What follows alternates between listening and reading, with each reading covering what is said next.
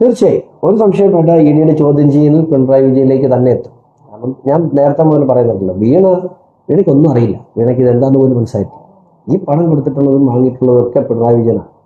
ആ പിണറായി വിജയനിലേക്ക് തന്നെ ഇതെത്തും ഒരു സംശയം.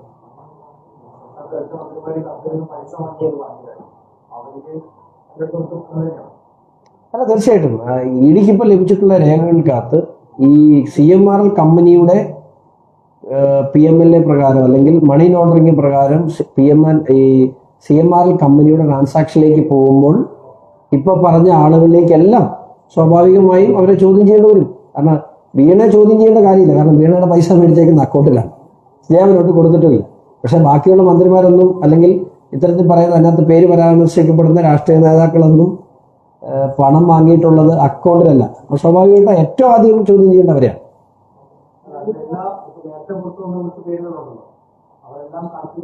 പേരുകൾ ഒത്തിരി ഉണ്ടോ? അത് പുറത്തു വന്നേക്കുന്ന കുറച്ചല്ലേ ഉള്ളൂ. പേരുകൾ ഒത്തിരി ഉണ്ട്. അല്ല, ഞാൻ ഇപ്പോഴുള്ള മന്ത്രിമാരിൽ പേര് അല്ല, ഞാൻ അതിന് ഇപ്പൊ കോടതി പരിഗണിക്കുന്ന കാര്യത്തിൽ ഞാൻ പറയുന്നില്ല. വരട്ടെ. എന്താണെങ്കിലും ഇപ്പോ ഇതിനകത്ത് പേര് പറഞ്ഞേക്കുന്ന പുറത്ത് വന്നിട്ടുള്ള പേരിൽ ഒന്ന് KK RC അങ്ങനെയാണ്. അപ്പൊ അത് ഇൻകം സെറ്റിൽമെന്റ് ബോർഡിന്റെ ഉത്തരവിൽ അതിൻ്റെയൊക്കെ ഒരു ക്ലാരിറ്റി പറഞ്ഞിട്ടുണ്ട്. അത് പ്രകാരം ഇപ്പൊ പറഞ്ഞേക്കുന്ന 2 പേര്, നിങ്ങൾ പറഞ്ഞേക്കുന്ന 2 പേരുടെ പേരാണ് വന്നിട്ടുള്ളത്. പക്ഷെ അതൊന്നുമല്ല, ഇതിനകത്തുള്ള എല്ലാവരും ഉണ്ട്. മന്ത്രിമാരുടെ എണ്ണം തന്നെ ഇഷ്ടംപോലെ ഉണ്ട്. മന്ത്രിമാരും MLA മാരും തന്നെ ഇഷ്ടം പോലെ ഉണ്ട്. അല്ല, കാശ് വാങ്ങിച്ച് അക്കൗണ്ടിലോട്ട് കൊണ്ടുവന്നിട്ടുണ്ട്, അല്ലാതെ കമ്പനിയായിട്ട് സേവനം നടന്നിട്ടില്ല, അവിടെ ഒരു ഇടപാട് നടന്നു. ഇതിനെക്കുറിച്ച് ചോദ്യം ചെയ്യുമ്പോഴെല്ലാം വീണയ്ക്ക് ഉത്തരങ്ങളില്ല എന്നാണ് നമ്മൾക്ക് മാധ്യമങ്ങളിൽ നിന്നും അവിടെ സാന്നിധ്യം ഉണ്ടായിരുന്ന ആളുകളിൽ നിന്നൊക്കെ നമുക്കറിയാൻ കഴിയും. 2,86,00,000 ഇപ്പൊ തന്നെ പ്രൂവ്ഡ് ആണല്ലോ. അപ്പൊ ഈ കണക്കുകൾ പ്രകാരം 11 കോടി രൂപ എന്നുള്ളൊക്കെയാണ് മറ്റേ പുറത്തു വന്നുള്ള മറ്റേ ഡയറിക്കകത്തു നിന്നൊക്കെ.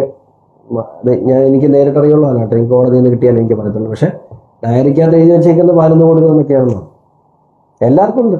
ഈ പറയുന്ന കഥാപാത്രങ്ങൾ പേരുകൾക്കെല്ലാം 3, 4, 5 കോടി രൂപ ഒക്കെ ഉണ്ടെന്ന് പറയും. ഇത്രയും കോടി രൂപ കിട്ടണമെന്നുണ്ടെങ്കിൽ എന്തുമാത്രം അങ്ങോട്ട് ചെയ്ത് സഹായം കൊടുത്തിട്ടുണ്ടെന്ന് നമ്മൾ ആലോചിക്കണം.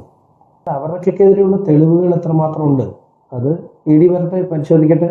മാത്രമല്ല, ഇപ്പോഴും അന്വേഷണം പോകാത്തൊരു ലൈനുണ്ട്. എന്തിനു വേണ്ടി എന്നൊരു ചോദ്യത്തിന് ഇതുവരെ EDയുടെ എൻക്വയറിയിൽ ഉത്തരം കിട്ടില്ല. ED എന്താ ചെയ്യുന്നത്? മണി ലോണ്ടറിംഗ് നടന്നിട്ടുണ്ട് ഉണ്ടെങ്കിൽ അതിന്റെ പ്രതികളെ പിടിക്കാനുള്ള ജോലിയല്ലേ EDക്കുള്ളൂ. കമ്പനീസ് ആക്ട് പ്രകാരം കുറ്റം ചെയ്തിട്ടുണ്ടെങ്കിൽ അതിന് പ്രതിയാക്കാനുള്ള ജോലി SFIക്കുള്ളൂ. SFIയും EDയും കഴിഞ്ഞിട്ട് CBI വന്നാൽ മാത്രമേ ഇതിൽ ഈ അഴിമതി എന്തിനു വേണ്ടി നടന്നുവെന്നും ഈ അഴിമതിയുടെ പേരിൽ ഈ നാടിന് എന്ത് നഷ്ടം ഉണ്ടായിരുന്നു, ആ അഴിമതിക്ക് ആരൊക്കെ കൂട്ടുനിന്നെന്നും കൃത്യമായി അറിയണമെങ്കിൽ നിർബന്ധമായും CBI എൻക്വയറി ആവശ്യമുണ്ട്. CBI എൻക്വയറി ആവശ്യപ്പെട്ടുകൊണ്ട് ഞാൻ ഹൈക്കോടതിയെ സമീപിച്ചിട്ടുണ്ട്. കേസ് പെൻഡിങ്ങാണ്.